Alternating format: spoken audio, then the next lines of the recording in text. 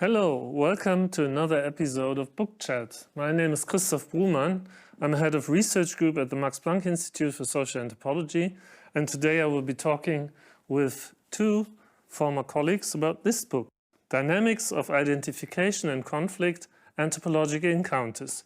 And I'm welcoming John Eitzen and Markus Söhne, whom I've known for a long time, who are two of the three editors, the other being Echi Christina Gabbard. So, what is this book? Well, how did it come together? There's a story behind it, I understand, right? Yeah, the story behind is that it was actually planned as a Festschrift. So it was a book, essays in honor of Günter Schlee, one of the former directors of this institute.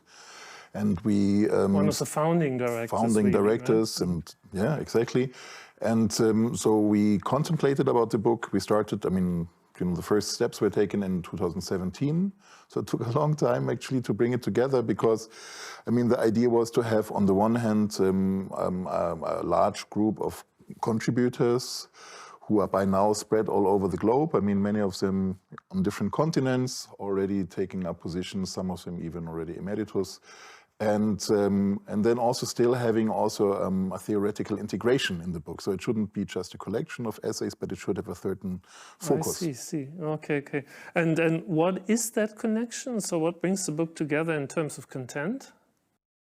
Yeah, we were thinking of some of the leading topics which Günter Schlee established at this institute. It's the Max Planck Institute for Social Anthropology, and which of course run through his career as a social anthropologist.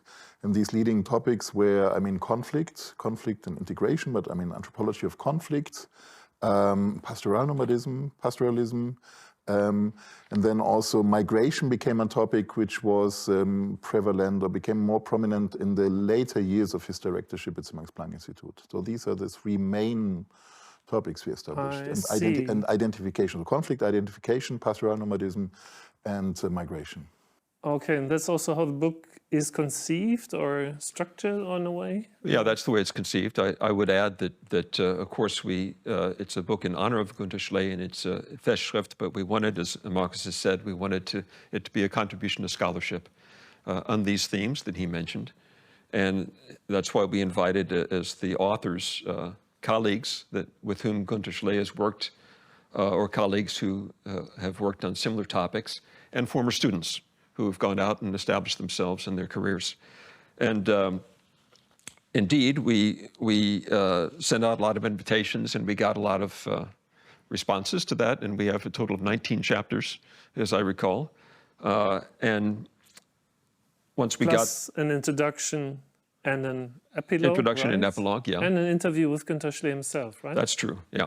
Mm-hmm. And a couple of kind of more personal comments about reminiscences with the Günter Schlee, I think from Ivo Strecker and from... Right. Yeah. So what we did was we got all the chapters in, and then we read them all through, and we organized them according to themes. Mm-hmm. And we came up with a kind of a three-part organization. The first part is pastoralism and others, identity, territoriality, history, and politics. And the second section is conflict and identification, interests and integration. And the third section is migration and exclusion, displacement and emplacement. And within that structure, we were able to put all the chapters in an organized fashion. They all have similar themes, and they all deal with themes of conflict and identification, but with certain emphases, and so hence this organization. I see. So you mentioned identification. That's certainly something that Günter Schlee is known for. Yes. So what's the special point here being emphasized in the book's contributions about these matters? Yeah, identification. Yeah, identity. That's prominent topics in today's world. We've seen lots of ethnic conflict, etc. But so what's the particular take the book is taking? Well, I'd like to start by saying that I think identity is a funny word. It's has an unusual history. It's a very old word, but its frequent use in the social sciences and humanities and in politics and everyday life, its frequent use is a relatively recent phenomenon. I think that's the reason is because it's used in many different ways, and it's used for many different purposes. And that's one of the reasons why among scholars it's also been controversial, because it's used in different ways. It's not always understood how one is using it, but we want to specify how we've used it. And that's that we've emphasized the dynamics of identification processes. What I do not mean... The opposite to that would be static, right? That's right, or some sort of essentialist conception of identity. Okay, that people so it's there and it have stays an identity. there, and I have my identity and I keep it until the day they put me into the grave. That's what we're not saying. We're not saying that people have an identity and that motivates their behavior, and that's why they stick together with the group. That's not what we're saying. We're emphasizing the dynamics of identification processes. And what that means is, for everybody mostly, and the details depend on the situation, but that there are alternative bases of identification in social relations. And you can call them dimensions of identification or frames of reference for the purpose of identification, but it may be something like religion or nationality or ethnicity, or it may be past political history, or it may be having shared a traumatic experience, or it may be kinship, or it may be profession or membership in association or in a cohort, all kinds of dimensions, frames of reference for purposes of identification. So I could identify as a German, as a guy from Cologne, as an anthropologist, as a Catholic, which I no longer am, but that would be a possibility. A former Catholic? Yeah, former Catholic. Maybe that's also based on identification. A person within a network of kin. As a person within a network of friends or colleagues, etc. Yeah. Would you have an example for me how that's being used in the book? Used in the book, yeah. Yeah, I'd like to take one example of, we have a chapter by Rano Tereva called Dilemmas of Identification Among Khwarezmians in Tashkent in Uzbekistan. Khwarezmians you're talking about. Yeah, so Khwarezm. What is a Khwarezmian? Well, it's a region, Khwarezm, if my pronunciation is correct, is a region in the west of Uzbekistan. And Which is a Central Asian country, right? That's right, a post-Soviet country in Central Asia. And many people from this region migrate to Tashkent, which is in the eastern part of the country. It's quite distant, and it's ethnically distinct. Right? It's the capital. Yeah. And there's more opportunities there in terms of jobs, education, that sort of thing. So there are many internal migrants within Uzbekistan, and they go there. And Rano's question was, well, what is the relationship among the Khwarezmians when they migrate to Tashkent? Well, to understand that, what the relations are, you have to know that there are different bases of identification for them. Okay. One is the common regional ethnicity, but there's distinctions in terms of social class.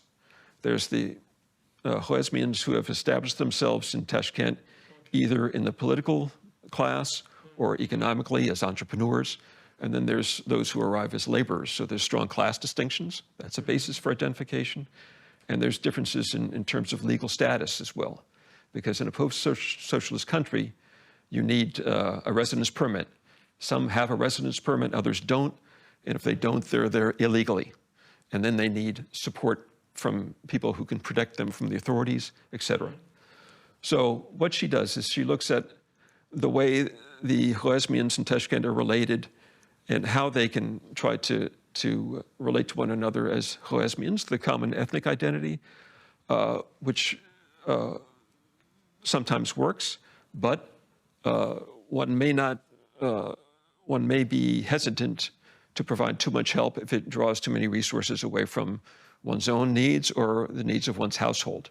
Okay. So they're generally kind of a bit like country bumpkins there, right? The Khwarezmians. They're not high up on the status ladder. The Tashkentis, the born and raised Tashkentis, look down on them, and that's right. And they need each other in a way to make it in the big city, right? That's right. They have a distinct dialect, and you can hear instantly where they're from. Yeah. And there is some, I think, some discrimination on that basis as well. Oh, okay. So they rely on one another. They rely on another for work and also for getting this residence permit if they know somebody in the administration who is able to help them with that process, et cetera. But then there's these conflicting loyalties depending on alternative bases of identification with your ethnic group or with your own smaller group, really, in the household. You can say it's ethnic solidarity versus self-interest, but the self-interest is really an identification with a smaller group with whom you're also sharing resources. So that's the kind of issues she explores. I see.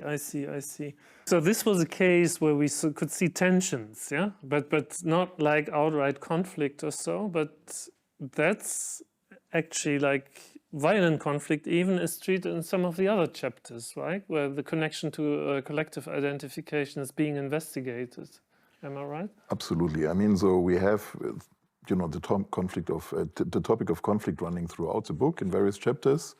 And I mean, one of the hallmarks of it is that, the contributors start from a very detailed ethnography, looking at, connections or also differences of interest, how they are manifesting themselves, at the village level, for instance, or at the level of, pastoral nomadic groups encountering each other, or farmers and herders encountering each other. And then, I mean, also in the tradition of Günter Schlee's general conflict theory, looking at how actually differences are produced, but also always, having the idea that on the one hand, in encounters, differences can be emphasized, but also bridges can be built. So, and there are quite a few interesting cases where these kind of conflict dynamics play out. I mean, yes. That would be in line with this book, Identities on the Move, basically was making the same point, right? For instance, this, or How Enemies Are Made also. Yes.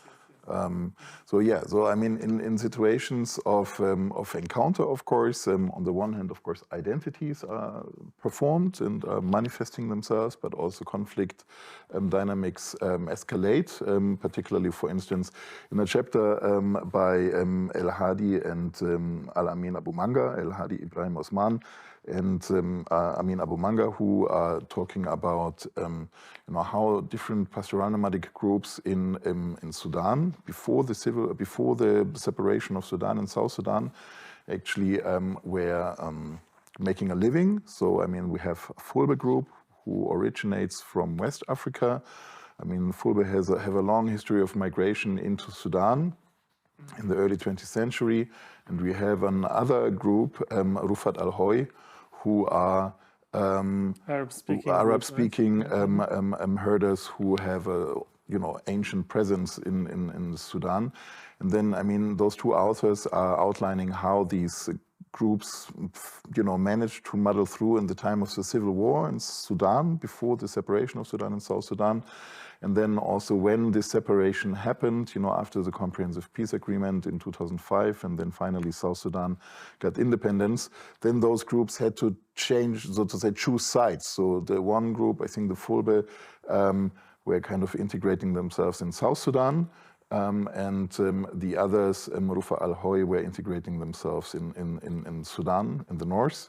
And so in this chapter, you can see a lot of these dynamics of how conflict is playing out and how different factors also have an impact on these herders particularly. What also becomes apparent there is that collective identification is kind of interlaced with economic interests. Yeah, I mean, both of these groups also have a lot of problems with the fact that basically the land is much scarcer and much more rivalrous than it used to be in former times. Basically now a lot of it is fenced off for agriculture, and then the pastoral nomads then have trouble to basically feed their herds, right?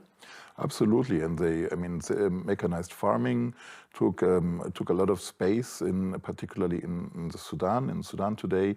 There are these, on the one hand, what I find fascinating. On the one hand, you have this kind of long histories of rivalries and conflict, and then for instance, in this one state, Sennar state, you have actually nomadic groups who decades ago moved away from the farmers, who took more and more land for themselves and were of course also supported by the state.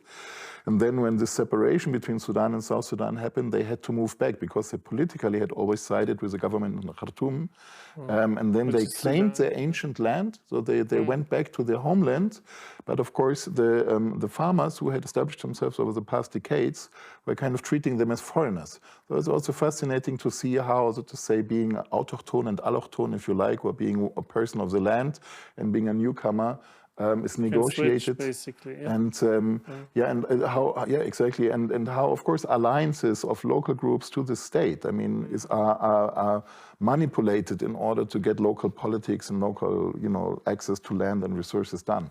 So, I mean, this is, I think, what is also characteristic for several chapters, also Sophie Roche's, is actually that on the one hand, you have a very deep look into local dynamics of identification or conflict, or making ends meet, economically speaking.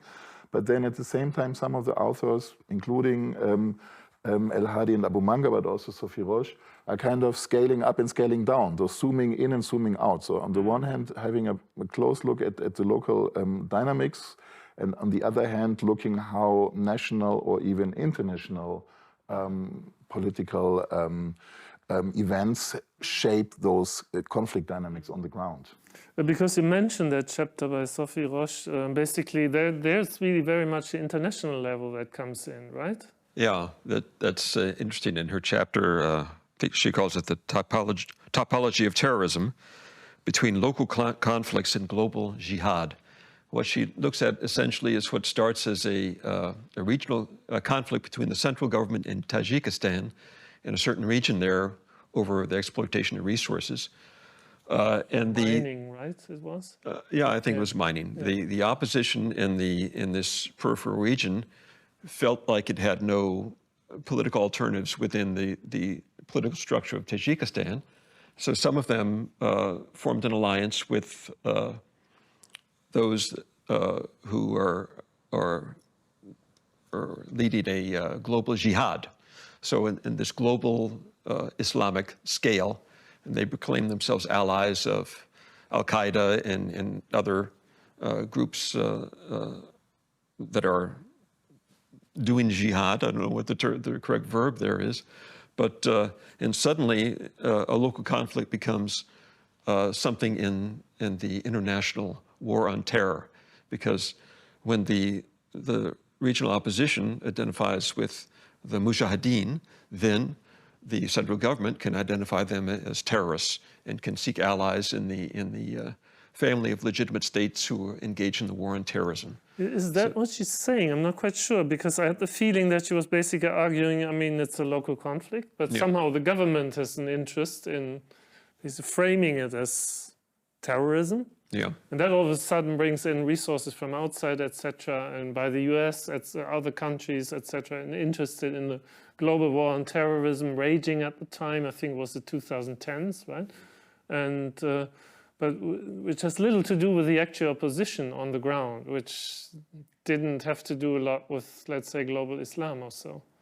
Well, what I meant was that the first step was one of the figures in the political opposition who made a video proclaiming jihad. Okay. So that was the first step. Nucleus, so it's the somebody from the who claims to represent the region who is declaring jihad on the central government.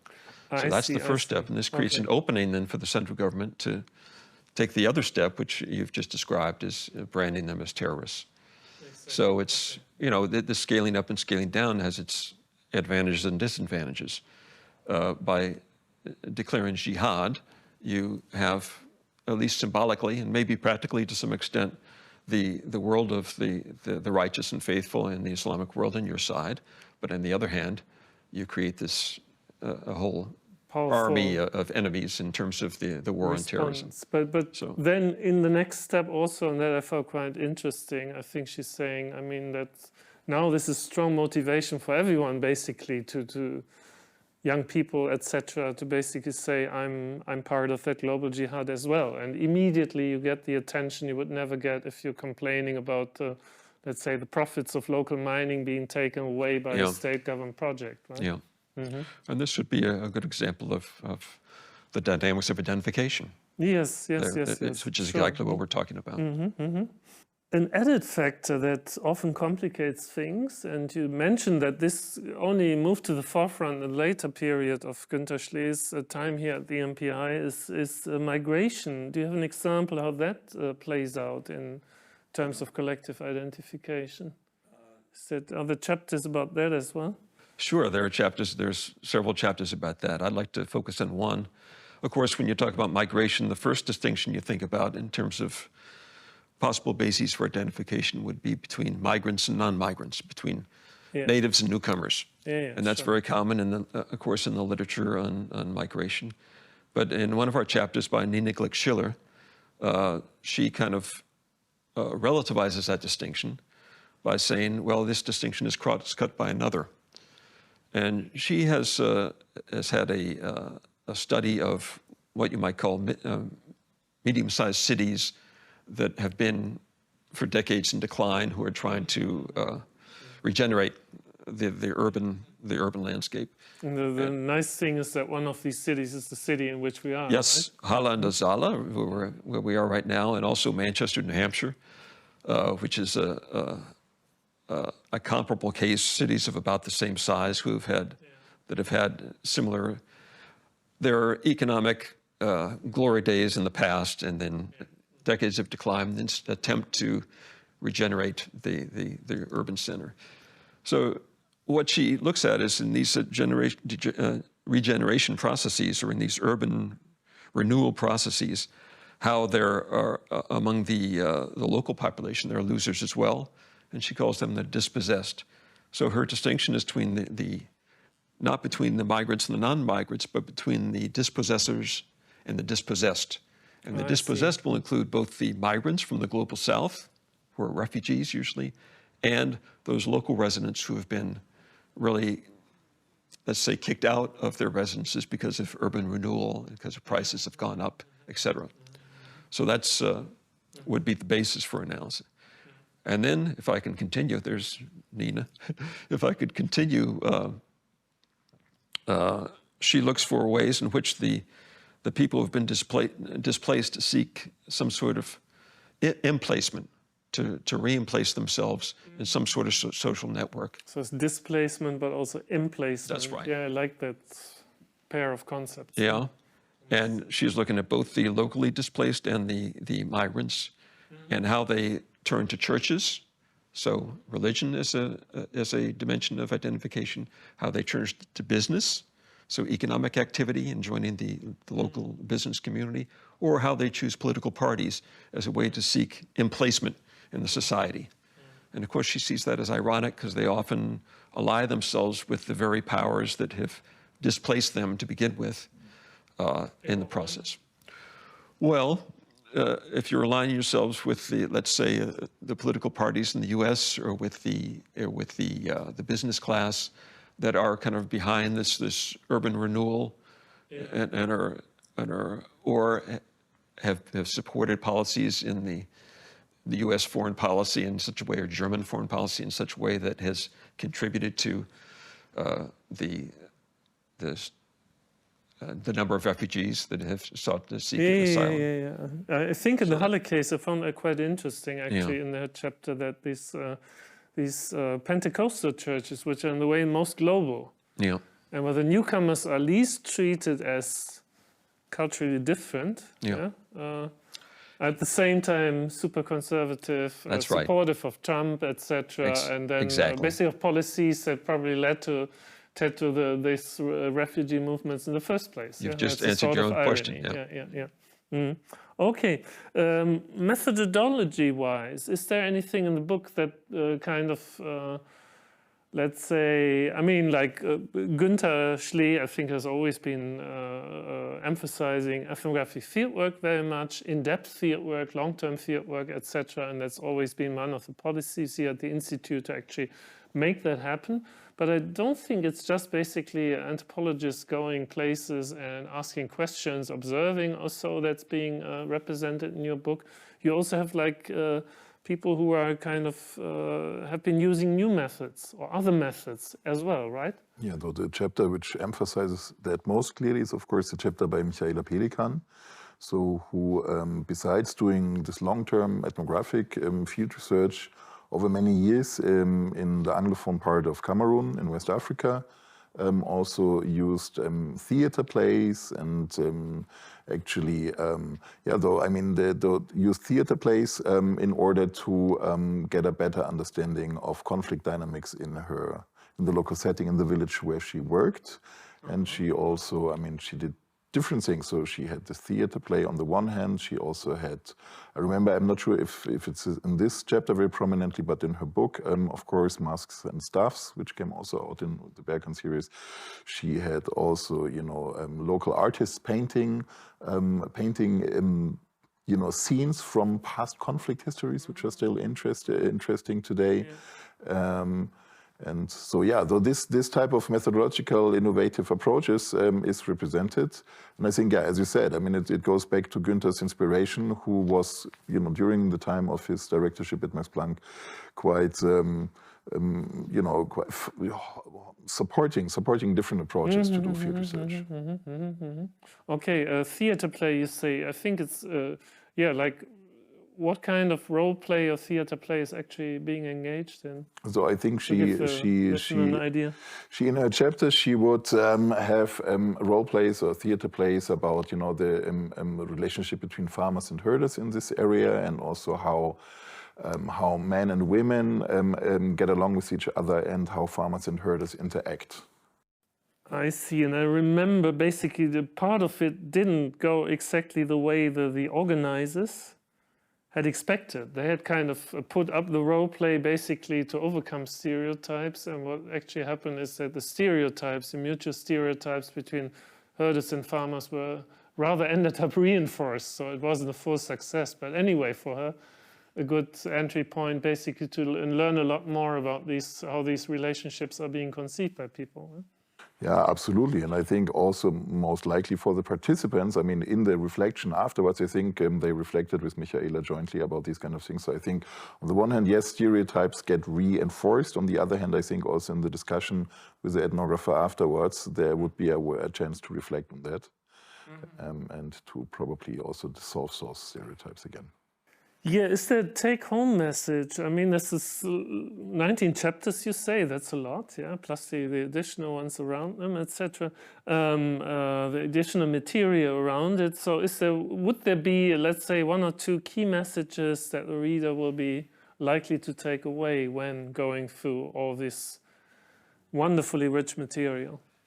Yeah, I think immediately of a very pithy formulation from Günter Schlee, which is who belongs with whom and why. Who belongs with whom and why. And this is kind of like summarizes his... You don't automatically belong. There must be a reason for you to belong. That's right. Yeah? There's a basis for solidarity and with a certain other person.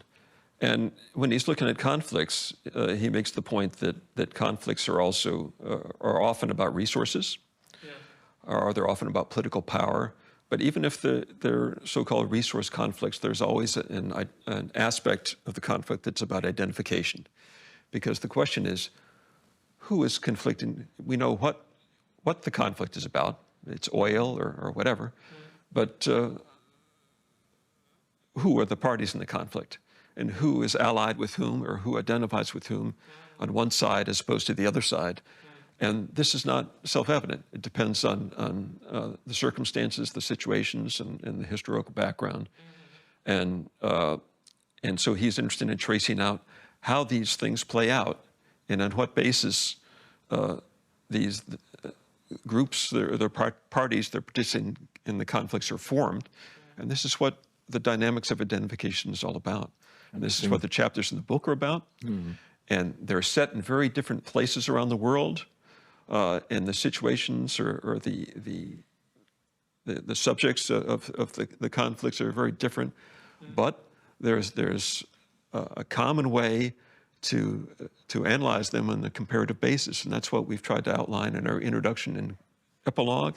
And that's what the authors have tried to illustrate in their individual chapters. Did you want to add to that? Yeah, I wanted to say another take-home message from what you also just said, and from the whole book is, of course, that long-term ethnographic field research is a merit, so to say. I mean, there is something to it which, if you spend enough time and if you really learn the local language and actually all the authors have done, you know, from John Gallaty to Sophie Roche to everybody else in this book. If you really dig deep, then you not only understand this microsociological dynamics, but you can also from there actually come to conclusions on a more general level. I mean, I think this is the art in a way of also of this type of work, and what you also outlined, that I mean at the end, you know, through a lot of, you know, detailed case studies, let's say in Günther's case, northern Kenya, or in Sophie Roche's case in Tajikistan, and so on and so forth, from a lot of detailed case studies, you come actually to this more general insights about, you know, how to understand, how to theorize conflict, how to theorize identification. And it's not, you know, it doesn't explain conflict to say it's about oil. No, this is just stating one of many possible, so to say, sources of conflict, or like bones of contention, but how it all plays out. This is the interesting thing. Though I think there's a lot of political science literature which would say, oh, this is an oil conflict, or this is an ethnic conflict. But Günther's point, and the point which also comes out from this book, is, no, by saying it's an ethnic conflict, you do not explain anything. That's exactly when the analytical work has to start. Right? Basically, yeah. I see. One thing I was thinking, I mean, like basically when seeing this book and going through the chapters, etc., is, I mean, in today's world, okay, social media proliferating with people more and more. I mean, in my own Japan, with the society I'm particularly interested in, there's a word for hikikomori, basically people who don't leave the house any longer and only interact on the web. So is this in a way becoming progressively outdated, in the sense that today people don't collectively identify any longer, or will do so only, let's say, around a particular person or project, but not necessarily with, let's say, larger bodies of people or so, be it ethnic groups, religions, nations or so? Is this progressively becoming a thing of the past, or would you think that this holds value and analytical purchase also for the future? I think it does, and I think that it's an empirical question about the size of the group with which one identifies. Yes. Those are empirical questions. But you know, it seems to me that every 5 to 10 years, a sociologist comes out with a new book that says, we, quote unquote, in the Western world are becoming more and more individual, and less bound to boxing categories. It's been around for 200 years, I guess. That's right. Sure. And as an anthropologist, I think that's an illusion. It's an illusion. It's a story, a flattering story we like to tell ourselves about ourselves, and I don't think it's true. On one hand, anthropologists of the early 20th century already showed us that so-called primitive peoples, and I'm using that in quotation marks, also had alternative bases for identification, whether it was kinship or territoriality or other means. And so the idea that people back then, so-called primitive people in the past, people in other parts of the world, are boxed into particular identities is simply not true. There are also in the societies that anthropologists have traditionally studied alternative bases for identification, and the point is to make an analysis of that, the basis, not just to say they're belong to this tribe and therefore they do this. That's not what anthropologists do. On the other hand, with us, if you look at people's behavior in the social media, well, the advertisers who are financing that produced algorithms that can predict. All they need to know is what newspaper you read, what articles you read, and what popular music you listen to, and they predict all these other things about you. And then we are in their box, and you know that because they target you with advertising, and sometimes that's offensive. When I listen to a popular song that I like, and they send me an advertisement for, to get rid of wrinkles in your skin or something, because they assume that I'm old because of my taste in music or something like that. But often their predictions are about my behavior, about my likes and dislikes are pretty good. So it seems to me that there are a lot of bases today, depending on likes or following people or this or that. There are a lot of ways that people are feeling themselves with others. And look at the United States. You look at the politics of the United States. The bases for identification and for opposition and for conflict are very strong, and social media play a huge role in that. Not only Vax and anti-vax. Not only in the United States, also of course in Germany. Trump and anti-Trump and all these sorts of things. Talk about this idea that with the social media we've become somehow further away from something primitive is to me ludicrous. Because, and I'm not saying you're implying that, but if the word primitive applies to anything, it's the conspiracy theories I encounter in social media. So. Okay. Thank you, John. Thank you, Marcus, for these interesting insights into your book. I think that was really very valuable for all of us. And see you again in the next book chat.